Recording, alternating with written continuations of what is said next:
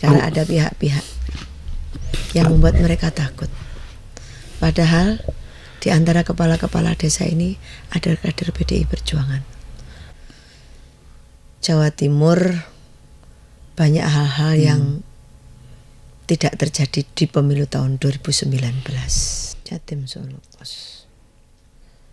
Ya udah kayak gini aja. Ini, ini YouTube-nya. Karena ini kader PDI Perjuangan. Karena ada menyikapi ini memang tidak mudah. Tapi kami hanya berpikir begini. Mengapa yang seharusnya mengayomi dan melindungi kemudian mengintimidasi? Termasuk kepala-kepala daerah kami. Kok panggilannya? Saya tak kasih contoh. Oh gitu. Mau kasih contoh? Boleh. Boleh. Nyantai kan? Iya. Demikian. Ini juga seperti yang di pemilu sudah mau 6 kali ini. Iya. Mulai pemilu baru kali ini 99, 2004, 2009, 2014, 19, 2019, 2024. Tidak pernah ada seperti ini. Jumpa lagi di program Mata Lokal Memilih, dan hari ini saya kedatangan tokoh politik yang cukup senior yang berasal dari Kota Malang. Kita sambut Bu Sri Untari. Apa kabar, Bu?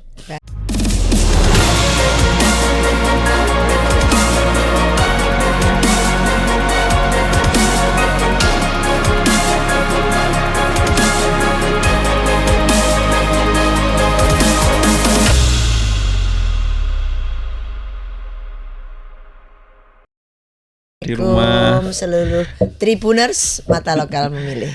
Oke. Lagi sibuk apa, Bu Untari? Lagi sibuk ngurus suaranya PDI Perjuangan dan suara Ganjar Mahfud di Jawa Timur, atau hanya khusus di kota atau di Malang Raya? Timur, tapi terkhusus di Malang Raya. Oke, Bu, ini kan beberapa hari lagi, 6 hari lagi kita akan coblosan, Bu ya. Boleh nggak sih cerita-cerita kondisinya seperti apa sih di Jawa Timur terkait soal Ganjar Mahfud dan mungkin PDI Perjuangan? Iya, jadi kondisi objektifnya Jawa Timur banyak hal-hal yang tidak terjadi di pemilu tahun 2019. Oke. Apa itu? Apa itu? Saya akan sampaikan bahwa salah satu instrumen masyarakat, komponen masyarakat itu kepala desa. Oke. Di Kabupaten Malang ini kepala desa ada 378. Lalu kemudian di Kota Batu ada 23. Saya mendapatkan informasi kalau di Kabupaten Malang kepala desa sudah tidak lagi memiliki ruang dan juga sayap yang dirasa nyaman seperti dulu. Karena ada pihak-pihak yang membuat mereka takut. Padahal di antara kepala-kepala desa ini ada kader PDI Perjuangan. Menjadi ketua PAC, menjadi wakil ketua PAC, menjadi ketua ranting, menjadi sekretaris ranting. Mereka melaporkan kepada kita, mereka tidak sedang dalam keadaan baik-baik saja. Apa, Bu, deskripsi sedang tidak baik-baik saja itu? Mereka ada ketakutan. Siapa yang menakuti, Bu? Yang menakuti oknum, tapi mengatasnamakan institusi negara. Oke, itu dalam momentum pemilu ini, Bu? Ya, dulu nggak ada. Saya ikut pemilu sudah mau 6 kali ini. Iya. Mulai pemilu baru kali ini 99, 2004, 2009, 2014, 19, 2019, 2024. Tidak pernah ada seperti ini. Apa laporan yang masuk ke Ibu Untari? Mereka menceritakan apa? Mereka menceritakan ada yang memanggil. Dipanggil ke sebuah institusi milik negara. Yes. Dan Coklat. Dan diapakan? Mau nggak bantuin ini? Oke, yang ucapan itu, Bu, atau apa? Oke. Kalau nggak mau, Apa itu, Bu? Kamu sudah punya hal seperti ini. Oke. Ini tidak hanya di Malang, Tidak hanya di Malang. Itu laporan yang Ibu dengar. di Blitar, di Nganjuk, di Kediri, di Mojokerto, di Madura. Oke. Bagaimana Ibu menyikapi? Menyikapi ini memang tidak mudah, tapi kami hanya berpikir begini. Mengapa yang seharusnya mengayomi dan melindungi kemudian mengintimidasi? Termasuk kepala-kepala daerah kami. Kepala daerah juga dapat tekanan itu. Oke. Jadi ini pemilu yang luar biasa. Makanya nanti kalau ada salah satu paslon mungkin yang menang dengan luar biasa itu sesungguhnya tidak fair. Jurdil, luber jurdil itu slogan. Langsung, umum, bebas, rahasia, jujur, adil. Prakteknya tidak.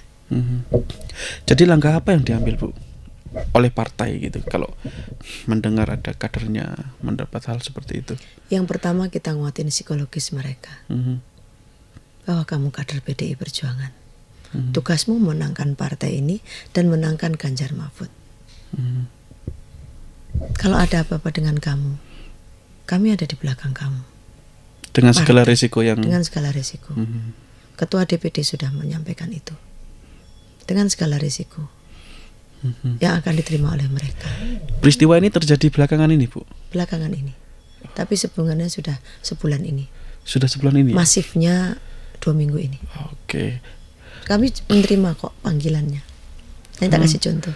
Oh gitu. Mau kasih contoh? Boleh. Boleh. Nyantai kan? Iya. Demikian. Ini juga seperti yang di Semarang itu berarti, Bu, yang rektornya diminta isunya itu. Sejenis itulah. Oke. Jadi ini bukan sekedar omong kosong, tapi ini sesungguhnya terjadi. Ini yang di Blitar.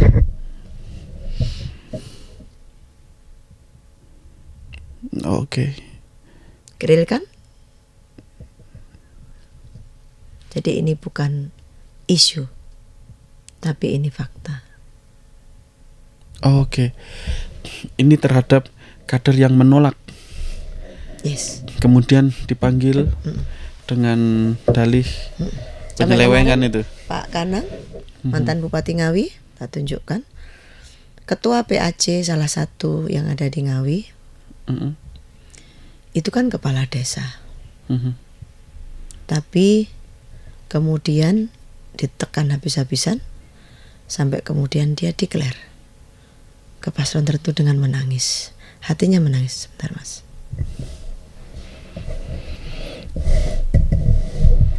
Menangis. Di dalam batinnya menangis. Tapi karena laki-laki kalau di depan umum gak ingin menangis. Bukan gak ingin, tidak mampu menangis. Tapi batinnya menangis. Maka kemudian Pak Kanang berstatement. Silahkan tak kirim, tak silahkan nak bukakan statementnya.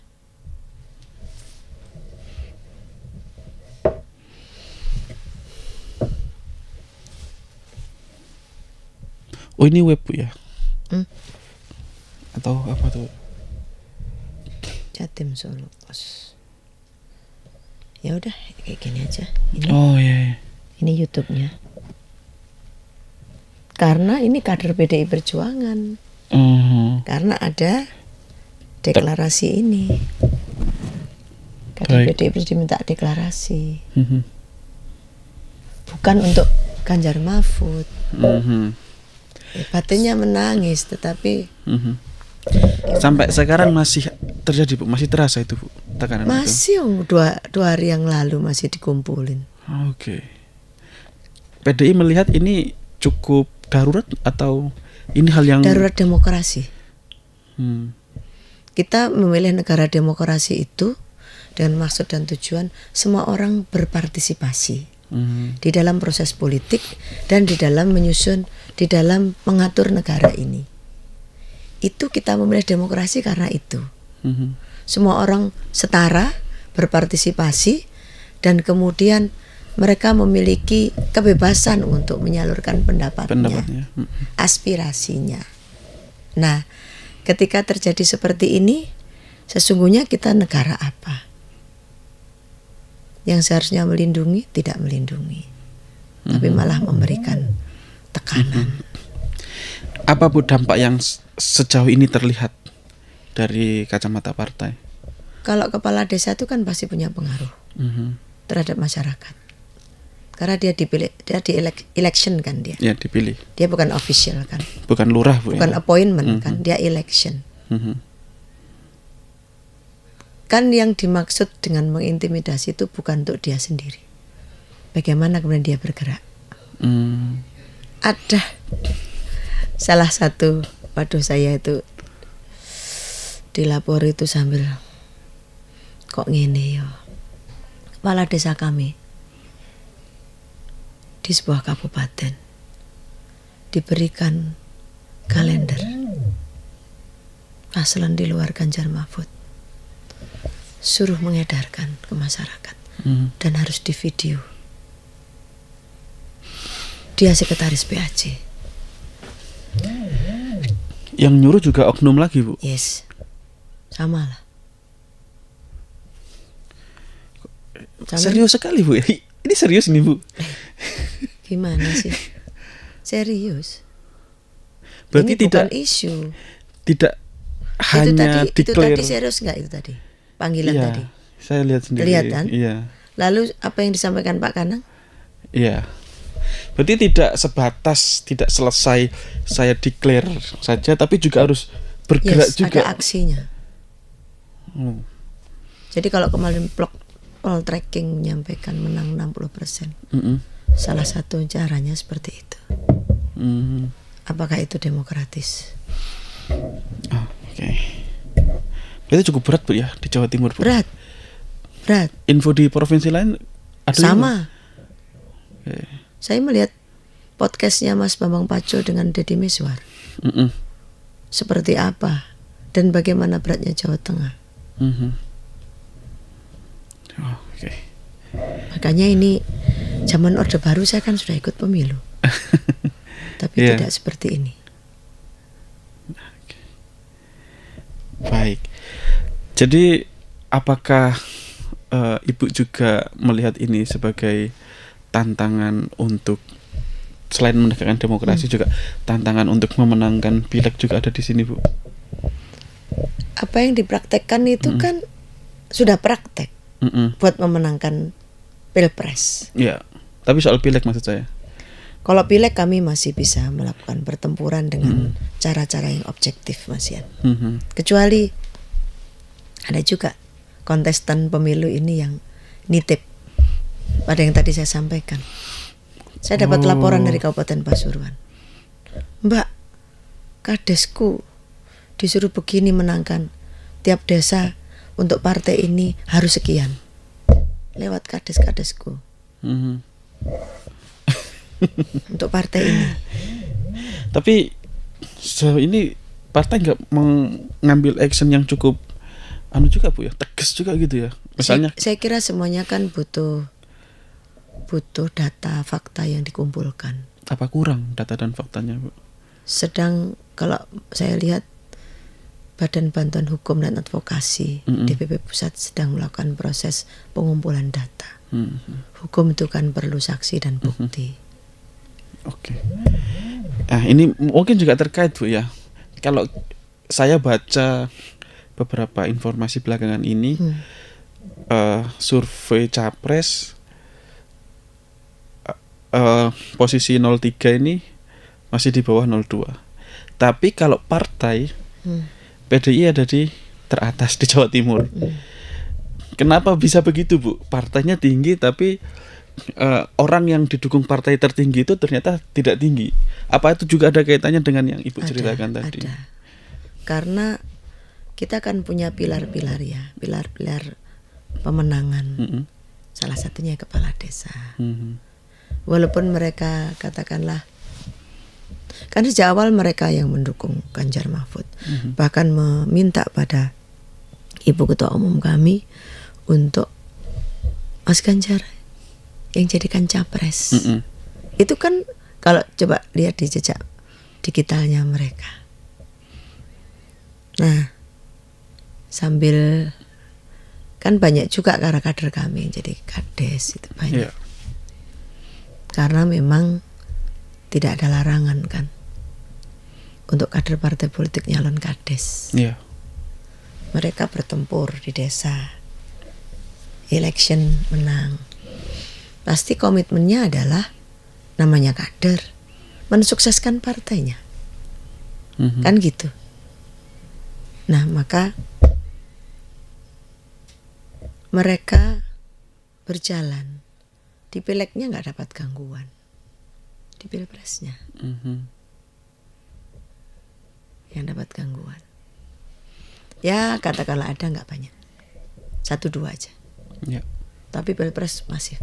Ini gangguan yang berbeda lagi. Hampir mirip aja. Satu paket. Tapi kalau pelakunya kelompok yang sama, saya rasa juga cukup serius, Bu. Sebenarnya menurut saya selama saya jadi mahasiswa, jadi orang yang berorganisasi, itu situasi terburuk yang pernah saya alami. Saya berpartai jadi simpatisan itu sejak Bu Mega keluar. Saya jadi simpatisan, belum ber-KTA. Itu yang Lalu saya masa-masa ber-KTA sulit. tahun 99. Tapi sebelumnya saya sudah, kan orang ber-KTA dulu nggak KTA kan nggak ngaruh, yang penting berjuang di ke Bu Mega kan gitu dulu. Promek, PDI Promek.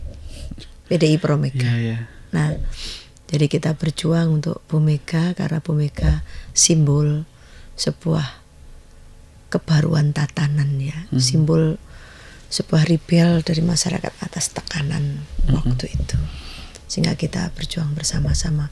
Wong dulu semua guru kan harus nyoblos Golkar. Kalau nggak nyoblos, ibu saya itu kan guru, itu kan dititeni. Jadi kuningisasi zaman saya tahun 85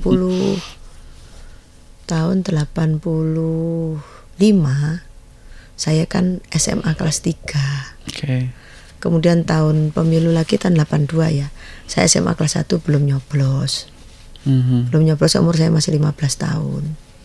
Tapi saya ingat di desanya ayah ibu saya, wow, gambarnya Golkar kuning, Iya. gitu dulu itu gitu. Masa Orde Baru, Bu ya. Tetapi tidak, mungkin karena saya mungkin masih kecil juga ya, belum ngerti banget. Ketika sudah pemilu tahun 99 nggak ada begitu. Sampai 2019 saja nggak ada. Nggak ada. Kali terakhir itu ya pemilu di era Orde Baru itu. Ugal-ugalan menurut saya pemilu ini. Ugal-ugalan. Ugal-ugalannya itu kalau ada orang, anak-anak tuh bilang kadang-kadang, aduh orang itu manis sekali. Kalau dibilang manis sekali itu manisnya ugal-ugalan gitu. Oke. Ini bahasa gaulnya anak muda. Ini manisnya ugal-ugalan deh gitu kan. Ini pemilihannya ugal-ugalan deh gitu. Tapi yang ini ugal-ugalannya manisnya atau pahitnya, Bu? Pahitnya ugal-ugalan. Gila betul. Aduh, saya heran juga. Oke. Bu, kalau Pilpres ya di Jawa Timur, bagaimana Anda berkomentar terhadap banyaknya informasi survei itu? Ya hasilnya. Dan sementara selama ini orang bilang Jatim ini kandang banteng gitu. Menurut saya framing dan klaim. Framing sejak awal. Kan kemarin saya diwawancarai. Kenapa itu bisa framing? Sejak awal di framing dulu. Mulai sebelum kampanye udah ada framing. Lembaga-lembaga survei nasional itu kan bukan independen. Gimana bisa bukan independen, Bu? Saya dengar mahal. Oke. Dibeli dengan mahal. Ya, sehingga ada satu, kan dulu akrab semua saya sama Mas Kodari itu kenal baik. Maksud Anda sama lagi yang karena pernah kita, ya Mas Kodari sebenarnya biasanya nggak begitu. Oke. yang saya tahu karena pernah mensurvei kita. Ini memang didesain sejak awal, Anda mau bilang kayak gitu Bu, melalui lembaga-lembaga survei. Ya, makanya kan cara membaca survei itu sebenarnya survei ini instrumen, salah satu instrumen untuk di dalam pemilu dengan sistem demokratis itu menjadi salah satu instrumen untuk mempengaruhi pikiran masyarakat. Ya. Ada survei yang untuk promo, ada survei yang untuk downgrade, kan gitu. Sehingga ilmiahnya ada pasti, karena mereka berjalan dengan metode ilmiah kan. Tetapi kan ada yang namanya olahan. Kan kita di partai juga diajarin membaca survei, bahkan ada pelatihan survei. Di PDI Perjuangan tuh kaderisasi itu ada. Jadi kami kalau membaca survei, kami tahu beberapa titik-titik yang dibaca itu cocok nggak globalnya sama raw materialnya, gitu. Tidak Raw hanya materialnya itu tentu di pertanyaan-pertanyaan. tidak hanya membaca tampilannya saja Bu ya. Iya. Tapi Kalau juga baca tampilan itu pendahuluan itu. Kalau di buku itu pendahuluan. Iya. Preambule. Kalau boleh dibuka nih Bu, kalau di internal sendiri hasilnya gimana Bu? Pembacaan. Belum ada yang 50%. Belum dari 3 ini. Iya. Oke. Tapi Belum yang ada. posisi-posisiannya gimana Bu? Posisinya berurut. Berurut memang ya dengan berbagai teknik dan cara yang disusun masif tadi itu ya pasti mempengaruhi orang lah. Bagaimana misalkan Mas Ganjar habis kampanye di sini langsung dibilas dengan sembako. Berarti survei yang diberitakan sejauh ini nggak jauh beda gambarannya dengan hasil internal di PDI Perjuangan. Berbeda yang terakhir itu. Berbeda yang terakhir. Yang poltreking itu kan membangun opini publik bahwa paslon tertentu ini pasti menang. Udah 60% kan 60% gitu bunyinya. lebih Bahkan berapa gitu. dibikinkan peta. Bikinan peta kan. Petanya itu ya kalau saya lihat di detik apa tuh ya. Mas Anies, Amin itu di Madura saja, itu pun Sampang. Iya. Kemudian kalau Ganjar Mahfud itu di kota-kota kecil. Kota Batu, Kota Madiun, Blitar. Kota Kediri, Kota Blitar. Itu yang saya lihat di peta. Saya bilang, bolehlah Anda begitu, tapi itu kan klaim. Kami pun akhirnya juga membuat himbauan pada kader kami. Karena kita kan waktu itu ada telaah bagaimana membaca survei. Survei itu kalau dalam seminggu naik sampai 20%. Itu tadi pahitnya ugal-ugalan tadi itu. Duduk manis sih, eman banget. Gak ono survei itu dalam seminggu naik 20%. Karena kalau saya dengarkan surveyor menyampaikan, di dalam setiap suara itu ada swing vote dan strong vote. Strong vote kami lebih tinggi daripada dua paslon yang lain. Beda kira-kira 3-4%. Iya, lumayan banyak. 35 juta pemilih di Jawa Timur. Jadi kalau misalkan nih punya poltreking itu mau dibedah, coba kita mau lihat strong vote-nya berapa.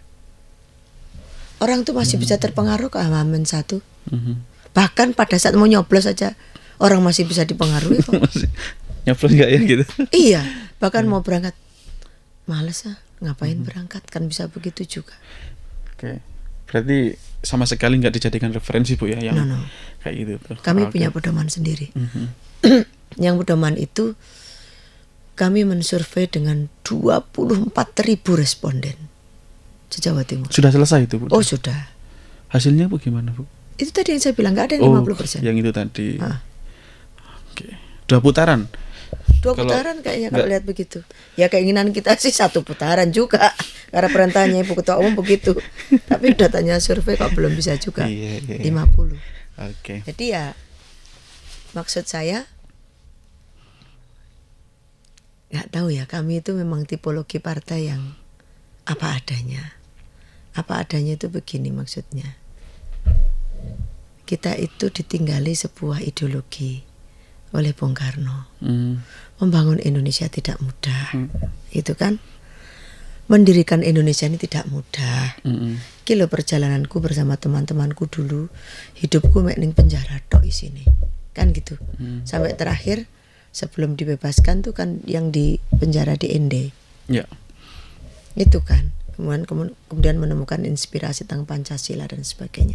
Maka pesannya beliau kan, kalian setelah tak dirikan negara ini, merdeka itu adalah jembatan emas menuju kemakmuran masyarakat tanpa intimidasi.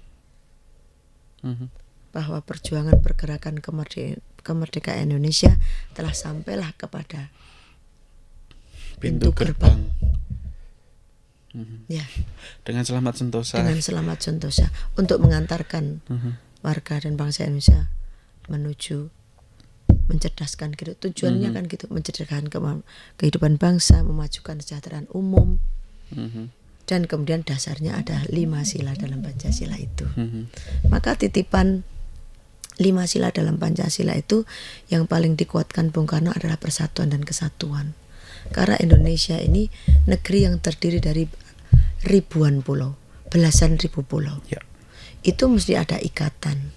Dan untuk membuat Indonesia itu jadi satu Republik Indonesia, dulunya ini kan banyak kerajaan, banyak sultan, banyak raja, banyak suku, banyak bahasa. Yang kalau suku-suku biasanya kan ada dalam kawasan seorang raja, seorang sultan. Sultan dan raja-raja ini menyerahkan loh kedaulatannya kepada Bung Karno sebagai kepala negara Republik Indonesia. Diberikan semuanya, saya siap menjadi bagian dari Indonesia. Loh, ini kan nggak gampang, Mas. Lah kalau hari ini kita itu gelut karpe dewe, kan kasihan nih para pendiri negara ini, Bung Karno, Bung Harto dan teman-temannya ini. Saya ini mergane bapakku trep itu ya, pejuang kemerdekaan. Mertua saya BKR, jadi doktrin tentang keindonesiaan saat ini tuh menjadi bagian yang lekat di dalam darah. Iya, bagian dari. Makanya di dalam PDI Perjuangan itu tidak pernah ada yang namanya pemikiran tentang Indonesia itu pecah-pecah. Indonesia enggak. Yang ada adalah bagaimana membangun semuanya untuk kemudian memang kita berbeda-beda, harus dimaknai bahwa kita memang berbeda, tapi disatukan dalam satu kesatuan melalui Bhinneka Tunggal Ika. Nah, ini doktrin pada kami. 4 pilar kehidupan berbangsa dan bernegara itu doktrin untuk kami PDI Perjuangan. Maka tidak ada yang namanya PDI Perjuangan ngerusak NKRI, nggak mungkin. Itu sudah ada indoktrinasi buat kami. Pikirannya orang PDI Perjuangan, negara kesatuan Republik Indonesia ini harus utuh lestari sampai kapanpun. Oke. Gitu. Bu, saya mau tanya juga soal Pak Mahfud. Pak Mahfud ini kan di sisi lain representasi orang yang paham hukum, tapi juga representasi orang Jawa Timur. Apakah Prof Mahfud juga punya pengaruh yang begitu besar sebagai warga Jawa Timur untuk menarik suara di Jawa Timur, Bu? Harusnya iya. Berarti sekarang tidak, atau gimana? Ya faktanya kami belum menang 50%. Harusnya iya. Tapi dinamika di masyarakat ini kan luar biasa. Itu tadi dinamikanya, kita ada caleg, mereka juga punya caleg, kan begitu kan. Seluruh caleg ini pasti bekerja untuk kepentingan pemenangan capresnya masing-masing. Caleg-caleg ini memiliki strategi, memiliki logistik, tapi kami juga yakin juga emang logistik kami lebih sedikit lah daripada logistik mereka. Itu faktornya yang nggak bisa Pak Mahfud nggak bisa. Karena masih banyak orang di bawah itu kena sembako itu udah klenger. Kena. Sudah. Ini terkait sama ini hasil tadi survei Bu, ya? juga. Hasil survei. Survei soal apa, Bu? Survei kita soal bantuan sosial itu. 3 kali, enggak survei umum, tetapi selalu ditanya apa yang membuat kalian berubah, sembako dan uang.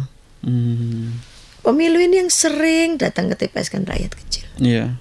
Nah di rakyat kecil ini kok itu datanya itu terus menerus konsisten seperti itu. Tetapi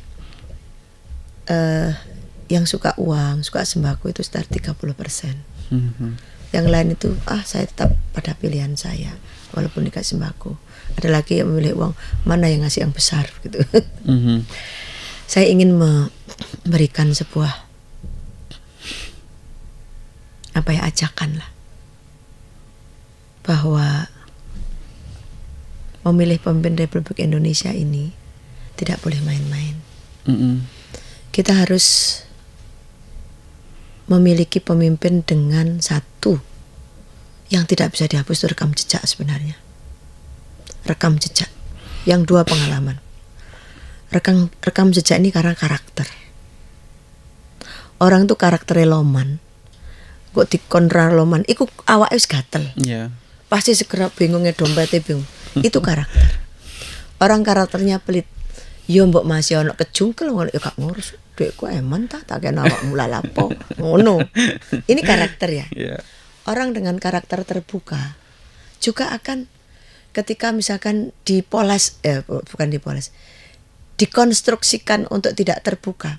Tapi mesti meledas, dia kembali terbuka lagi. Orang dengan karakter introvert, tertutup, waduh, dikasih konstruksi, dibetulin, suruh menjadi orang terbuka. Itu secara dramatikal mungkin begitu, kayak orang bintang film ya. Tapi balik meneh kebiasaan, ya menang maneh. Maka ini penting. Dua hal ini menurut saya yang orang kita semuanya itu harus memahami itu.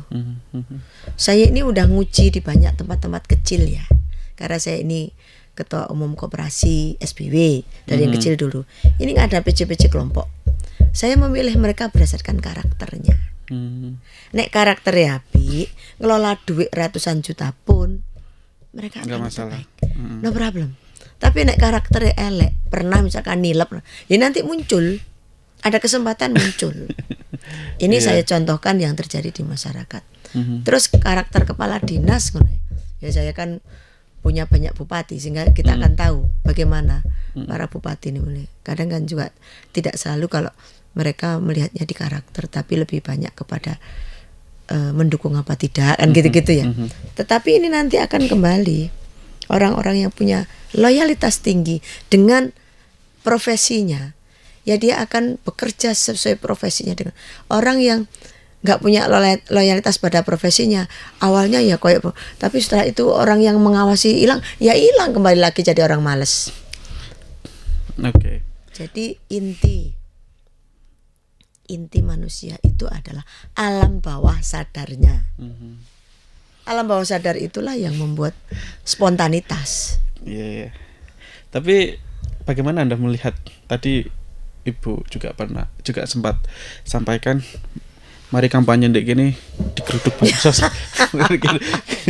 Emang itu berdampak, Bu ya? Dampaknya apa, Bu? Ya ada pasti. Suaranya tergerus gitu. Iya. Banyak suara gitu pilpres.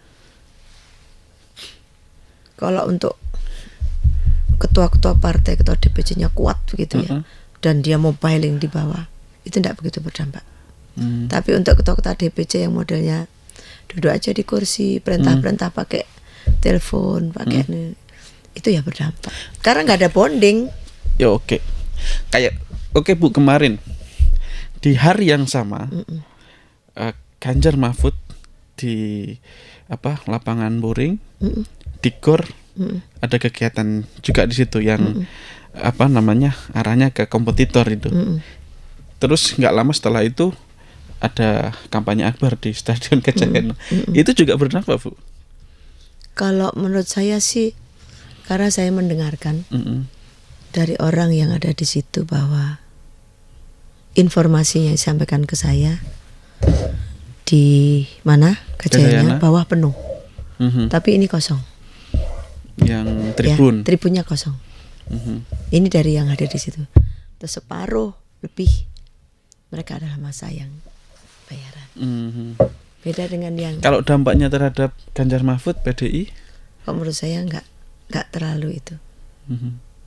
Karena kan riuh rendah kegembiraan aja. Atau mungkin karena nggak ada bansos setelah itu. Justru yang paling mendasar yang pertama tadi. Dan kemudian masyarakat itu kebanyakan adalah terframing dengan terutama yang swing vote ya. Itu sing menang sapa ya? Melok sing menang ya. Lupa berpikir secara Nggak punya mendalam. pendirian itu Bu ya. Ya karena memang tidak lewat. Mereka bukan orang-orang partai yang pernah dilakukan kaderisasi. Suka mateng keplok-keplok ngono. Yes. Itu masih banyak. Si banyak Bu ya. Oke. Makanya kalau saya mau jauh sih kalau mau bandingkan, nggak banding antara Amerika Serikat dengan kita misalnya, sama-sama pemilunya. Tapi mereka educated masyarakat udah luar biasa. Iya. Mereka udah bisa. Nggak apple to apple Bu ya. Nggak apple to apple. Iya.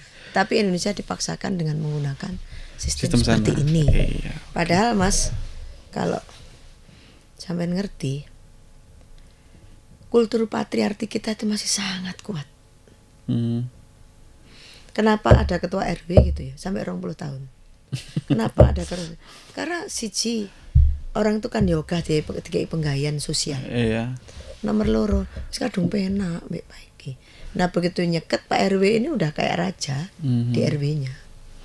Nek pas wonge apik no problem. Nek wonge gak tepak ya susah. Ya Pak itu galau-galan Bu. Makanya Pak itu galau-galan. Oke. Bu Untari lebih spesifik lagi Bu Untari caleg di Dapil Malang Raya. Dapil 5 Bu ya?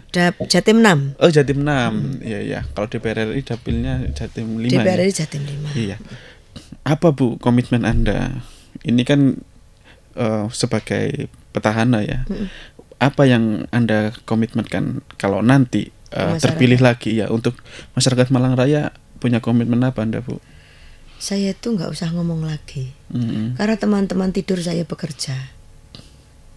Paham ya? Gimana itu Bu? Sampean kerja dewean Bu? Bukan. Artinya bahasanya saya day to day itu ngurus masyarakat melalui kegiatan ekonomi itu. Sak Malang Raya ini melalui koperasi wanita. Koperasi wanita. Itu day to day ya. Tidak menunggu pemilu. Selama 5 tahun terus saya bekerja bersama mereka, mengadvokasi mereka, mengafirmasi mereka, mencarikan jalan keluar mereka, mensinergikan mereka. Itu day to day. Ada hal yang baru nggak Bu di luar itu? Di luar itu saya barangkali ada tawaran yang baru gitu. Bekerja dengan teman. Kalau dengan kades-kades juga sudah lah. Dengan teman-teman di desa-desa. Saya membangun ada 300 melalui dana aspirasi kami. Ono 300 lebih Mas titiknya. 300 apa tuh Bu? Desa. Membangun apa maksudnya? Rapatan, bronjong, jembatan, gedung-gedung posyandu. Melalui dana aspirasi. Kemudian kesenian-kesenian. Hampir sak Malang Raya. Nah, ini juga kemudian menarik, sekarang Bu. ini yang sedang seneng sama saya tuh kiai kampung. Kiai kampung seneng sama saya. Sri Untari seneng apanya Bu? Seneng karena katanya saya bersungguh-sungguh kata mereka. Nek ngomong gak ngapusi. Kata mereka gitu. Memang saya nggak mau. Saya kalau sudah ngomong janji A ini harus saya wujudkan. Kalau saya belum bisa wujudkan, saya ngomong, aku kok kesulitan ya mewujudkan ini. Kendala saya ini. Aku tak berjuang dulu ya. Sampai titik saya nggak bisa, nanti saya ngomong nggak bisa. Saya nggak mau pakai kamuflase. Wah, enggak. Bagi saya lebih baik jujur, berbicara apa adanya daripada saya ngomong alasan nggak mau. Yang namanya alas sih mbok alasan lo yang mbok maneh. Jadi ini ya kiai kampung tuh seneng sama saya karena memang saya ya dulu dari kampung ya, dari desa, terus saya kan juga pernah mondok begitu. Saya tahu rasanya santri sampean Bu. Saya mondok itu di 2 tempat. Di Jatimulya dan di Pasuruan. Sebelum saya menikah mondoknya. Iya. Jadi saya merasakan kehidupan pondok pesantren kecil itu kayak apa. Saya memang tidak mondok di pesantren besar. Saya mondok di pesantren kecil. Pada waktu kuliah itu mondoknya kalau Ramadan. Ramadan itu mondok. Kan saya juga sambil kuliah sambil bantuin kakak saya. Kakak saya bidan. Bantu apa Bu? Membantu melahirkan. Makanya bisa lah saya ini kalau sama bayi-bayi plek saya pasti, karena saya bayi itu keluar saya bantu orang kakak saya kan dulu kan manual ya Mas, kakak saya di tahu Puskesmas Kendal Sari. Iya. Itu bidan pertama di situ kakak saya almarhum. Bukan di Lestari itu kakak saya nomor 1. Tapi Ibu punya pengetahuan soal tahu soal makanan bayi, Soal ketika merawat. proses melahirkan itu. Tahu saya karena diajak kakak saya. Jadi kakak saya ada melahirkan, ayo didorong sama kakak saya. Tahu mas aku sampai mengeluarkan bayi mati dari kandungan. Lalu begitu bayi ini keluar bagian saya, sampai tali pusar, diputus sama kakak saya bagian yang nutupnya, ngikat itu. Diikat, tutup. Lalu kemudian bayinya saya mandikan. Ada yang bayi bersih, ada yang bayi kotor. Bayi kotor terlalu banyak lemak gitu. Terus saya bersihkan. Saya bersihkan. Setelah itu saya pakai igrito, pakai baju, dibungkus. Saya taruh box. Nanti saya bagian nyusoni. Ibunya susunya belum keluar. Oh gitu ya. Ternyata begitu ya Bu. Pengalamanku akeh. Jadi saya kalau gendong anak kecil itu sama sekali nggak canggung. Kayak bayi-bayi kecil sambil saya kuliah kan merawati makanannya gitu, makanan ibunya. Saya sambil belajar bayi kan di atas box saya. Aduh kok aja nangis saya po. Aku sesuk kate ujian. Itu kate ujian gendong bayi nih Bu. Iya. Mau ini baca ujian ngeringkes. Aduh aja nangis saya po. Bu, yang belakangan juga sering terdengar di kawasan Malang Raya ini ya, yang berkaitan erat dengan anak-anak muda itu adalah industri kreatif gitu. Anda punya pandangan apa Bu terhadap industri kreatif di kawasan Malang Raya? Saya bilang Malang Raya, tidak hanya Kota Malang Bu. Karena tim saya ini anak-anak muda. Apa relasinya Bu? Relasinya saya ini walaupun sudah usia senior, tetapi pikiran saya itu update. Menarik ini, usia senior Bu ya. Iya, pikiran saya update. Kalau di Malang Raya ini sudah paling senior saya di partai. Kalau di Jawa Timur ada Pak Said yang lebih sepuh dari saya, ada Mas Kanang. Tapi di Malang Raya tinggal saya kok, orang pertama yang di struktur. Tinggal aku tok. Dan timnya Anda anak-anak muda. Anak-anak muda. Ngapain mereka Bu? Tak suruh lihat medsos. Nah, medsos lagi isunya apa? Di Twitter apa? Kemudian di Malang Raya info itu apa kalau Malang Raya. Lalu nanti di Indonesia lagi ngomong apa. Jadi saya diskusinya sama anak-anak ini. Dan saya lihat mereka itu pikirannya luas. Kenapa? Karena mereka melihat proses terjadinya pengetahuan itu, knowledge itu melalui dunia media sosial ini yang tak terbatas. Nah sehingga mereka biasanya Bunda ini gini. Apa ininya? Saya gitu. Maksudnya ini nih. Oh, ya. Jadi saya paham metaverse. Sebelum orang-orang ngerti metaverse, saya udah ngerti. Dari anak-anak muda. Anak-anak muda.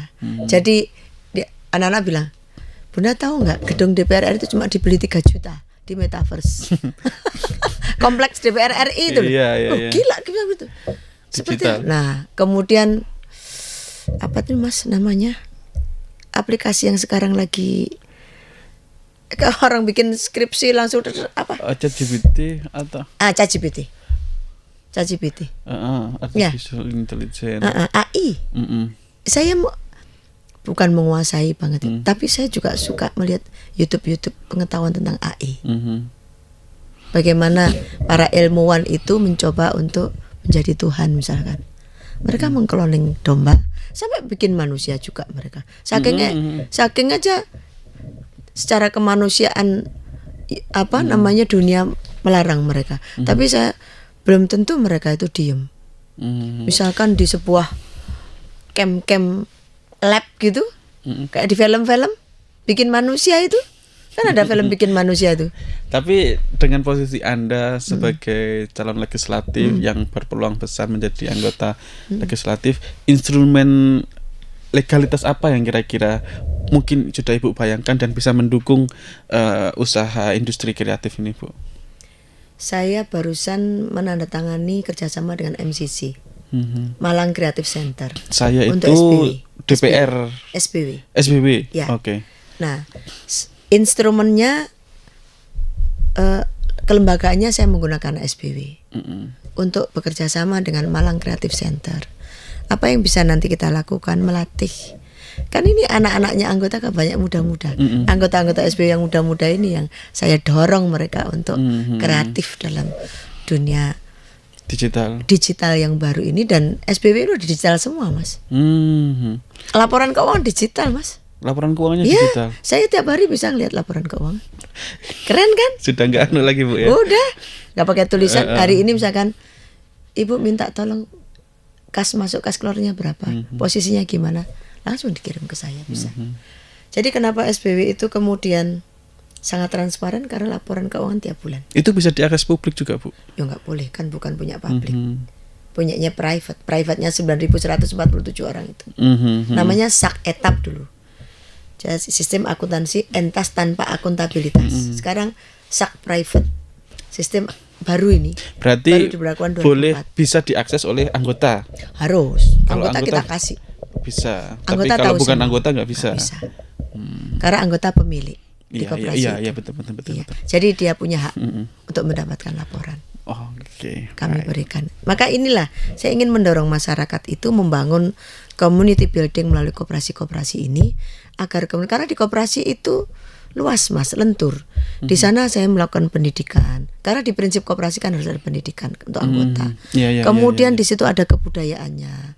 Ono hadra untuk nari, untuk nyanyi, lance dance, senam, ekumene, pengajian. Lagi koperasi apa iki Bu? Loh, koperasi itu kan ekonomi, sosial, budaya, lingkungan hidup. Secara internasional. Dilatih juga kebudayaan seperti Dilatih. itu. Dan itu juga dikomersilkan itu Bu? Kita enggak. Ya untuk tampil kita sendiri. Kalau seperti besok tanggal 29 Februari nanti tak undang ya Tribun ya. Apa itu Bu? Acara apa? Rapat anggota tahunan. Oh iya, monggo. Itu mereka akan tampil. Wow, 1 jam itu buat penampilan mereka aja dengan segala macam. Apa Bu?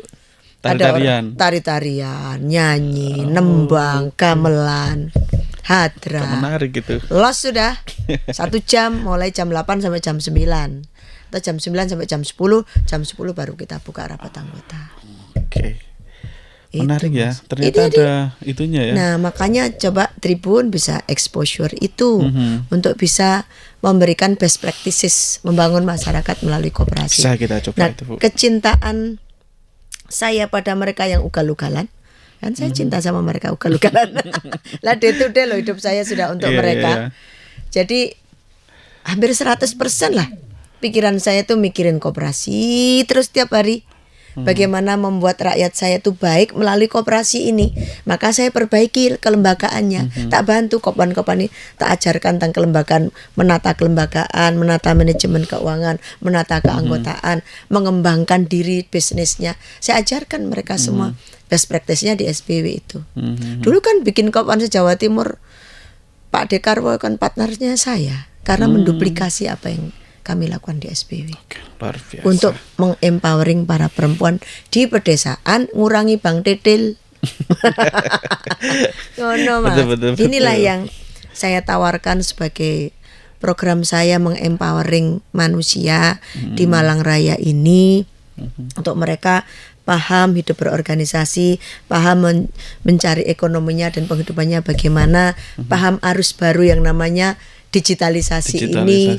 Kemudian saya juga dengan teman-teman kiai-kiai kampung yang bersahabat dengan saya ini, mereka semuanya habis ketemu itu pokoknya kayak sampai kayak gitulah mereka. Bu, kami pengen di pesantrennya kami ayo. Sampai nanti bagaimana kita menerapkan Perda Jawa Timur untuk pesantren. Kan saya kenapa kok kemudian pesantren ini menjadi fokus perhatian saya. Di situ satu, Mas, yang masih saya sangat apresiasi penuh. Basa krama. Iki wis gak ono di masyarakat. Etika, basa krama, kepatuhan. Coba setiap hari kita ini basa. Antar setara aja basa. Nah, itu kan sebenarnya bahasa Jawa krama itu membangun etika. Nek kowe sik enom, ya hormatono sing luwih senior. Kok brak ngono ae, ya kan? Nah, nek kowe senior, ya ngerti ya ki junior. Tapi bukan berarti kemudian mengintimidasi. Kan hidup kita ya harus begitu. Di dunia demokrasi yang dimana arus liberalisasi menghujam kita seperti ini, kita harus punya pondasi untuk tidak menghilangkan lokal wisdom kita. Betul. Itu Mas. Saya satu lagi yang saya concern. Jadi saya 3 concern saya. Apa aja Bu? Koperasi. Ya. kebudayaan, Oke. ya, dan kemudian dengan pendidikan. Ini 3 concern saya Karena Ibu juga di Komisi E, Ibu di ya. Komisi E.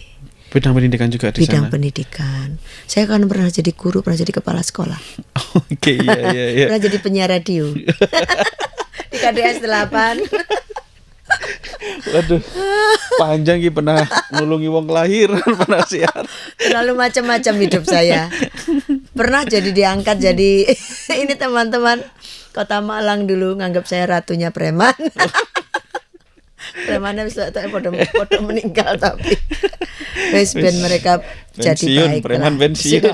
Sudah jadi biar baik lah. Jadi saya mengajarkan tentang nilai-nilai dan etika. Saya ini kalau bukan hak saya nggak pernah mau ngambil, Mas. Nggih. Walaupun saya hidup dalam dunia politik. Nah, kenapa saya harus hidup dalam dunia politik ini? Karena saya ini punya konstituen sebanyak ini yang sejak awal bersama saya sebelum saya di partai. Aspirasi mereka harus ada yang mengadvokasi, mengadvokasi aspirasinya. Orang gerakan koperasi tadi ini, maka orang koperasi, orang kebudayaan, orang pendidikan. Oh iya. Saya berjuang bersama mereka. Orang koperasi dalamnya ada UKM, UMKM. Mikro ini loh, Mas. Mikro kecil mikro kro. Wis mikro kro mana. Oke. Baik, Bu Untari, kita sudah ngobrol panjang lebar mulai dari cerita yang cukup menegangkan sampai ketawa-ketawa. Sebelum diakhiri karena ini juga momennya sebentar lagi kita akan coblosan. Apa pesan Ibu untuk nanti pemilu di hari H nanti apa, Bu? Pesan saya yang pertama, gunakan hak pilih. Semua dengan baik. Karena sesungguhnya mencoblos itu sangat mudah. Bukan pekerjaan sulit. Tinggal datang ke TPS, ngantri, dicatat, masuk ke ruang bilik suara, mencoblos 5 kartu suara itu. Itu untuk kepentingan membuat Indonesia tetap jadi negara demokratis. Satu itu, gunakan hak. Siapa yang dicoblos? Ya sing wis membuat Anda bonding lah. Yang menurut Anda kalau presiden ini yang bakal membuat Indonesia baik, Indonesia lebih baik, begitu. Yang tidak otoriter, yang tidak sewenang-wenang, yang tidak adigang-adigung adiguno sopo siro sopo ingsun, tidak seperti, tapi yang egaliter, yang punya pengalaman yang baik, yang pengalaman pemerintahan ya tentu itu penting. Karena ini jadi presiden, kepala negara, pengalaman pemerintahan harus dimiliki. Saya nggak akan rekomendasikan kalau ada orang nyapres tidak punya pengalaman pemerintahan. Secara pribadi loh ya. Saya sebagai pimpinan partai, tentu kami mengusulkan rekomendasi ke Ibu Ketua. Tapi secara umum ya saya akademis kan, saya kuliah sampai S3 ya. Tadi belum tanya, kenapa bisa sampai sekolah? Administrasi publik. Administrasi publik. Ya. Jadi ini harus untuk menyelamatkan Indonesia, pilihlah pemimpin yang memang tidak tadi adigang, adigung, adiguno, sopo siro, sopo ingsun, dan rekam jejaknya baik, serta punya pengalaman pemerintahan. Saya kira berenam ini punya pengalaman pemerintahan, punya. Semuanya. Nomor 1 punya, nomor 2 punya, nomor 3 punya. Ya, tetapi yang 2 para menteri nih, satunya mantan menteri, yang 2 gubernur, yang 1 wali kota. Jadi punya pengalaman pemerintahan semua. Tapi itu tidak cukup. Tidak cukupnya kenapa? Bagaimana supaya tidak punya rekam jejak yang jelek dan tidak adigang, adigung, adiguno, sopo siro, sopo ingsun. Ya. Yang ketiga, berangkatlah ke TPS dengan riang gembira. Tanpa merasa ada yang menekan kita. Lakukan yang namanya luber, langsung, umum, bebas, rahasia, jujur, adil. Ini tolong dipakai. Yang keempat, para penyelenggara pemilu objektif lah. Jangan mau kalau kemudian dititipi buat nyuri suaranya siapa. Hukum karma itu ada, karma pala itu ada. Kemudian yang kelima, saya kira perlu untuk bersama-sama membangun diri agar tidak stres. Harapan tinggi setinggi-tingginya, tapi sisakan mitigasi risiko buat dirinya sendiri. Karena caleg itu kan harus menyiapkan itu. Ah ya, menarik ini. Jangan sampai kemudian harapannya tinggi tidak menyiapkan kasur untuk kalau Ceblok. Oh, Nah ceblok kok nangini lantai lak protol kabeh. Nah cebloknya harus dijaring-jaring dan di kasur. 5 itu yang saya titipkan Pancasila. Supaya kita semuanya masih punya waktu untuk memikirkan siapa yang akan dipilih. Dan kemudian sesuai agamanya masing-masing, panggil hati nuraninya, panggillah kolbunya, untuk bertanya kepada diri sendiri. Kadang dalam diri kita ini disiapkan malaikat oleh Tuhan. Pancaran sinar Tuhan ada dalam diri kita. Cobalah untuk diam, merenung, kontemplatif. Biarkan hati nurani yang biarkan kolbunya yang berbicara, sehingga mengguidance pikiran. Jangan pada pikiran tapi guidance hati nuraninya. Begitu, Mas. Terima kasih. Selamat mencoblos di tanggal 14. Gini ya, Mas. 41 Februari, hari kasih sayang. Jadikanlah hari kasih suara. Jadi pada semua, seluruh saudara-saudaraku Semalang Raya, Mata Lokal, Tribuners, terima kasih. Sampai bertemu kembali di lain waktu. Terima kasih Bu dari Merdeka. Download Tribun X sekarang. Menghadirkan lokal menjadi Indonesia.